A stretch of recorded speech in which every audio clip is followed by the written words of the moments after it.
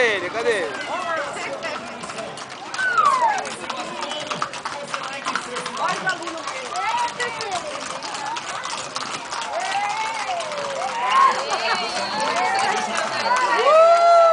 Bora, Igor! Bora, Igor!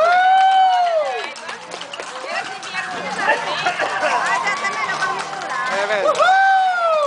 Pedimos a compreensão desses cavaleiros que acompanhem a nossa caminhada, a nossa carreata que saiu de Banco do Pedro, com o intuito sempre de fazer o melhor, respeitando ao direito de cada um de vocês. Sendo você motoqueiro, sendo você proprietário do seu carro, você que veio fazer parte dessa festa.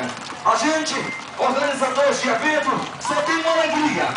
Sempre que nós organizamos um evento como esse, que comece bem e termine bem.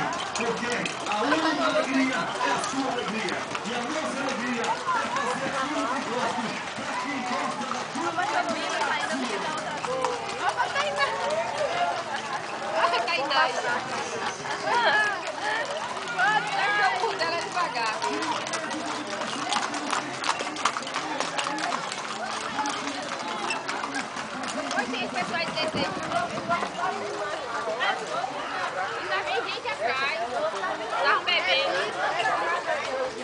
Essa porra,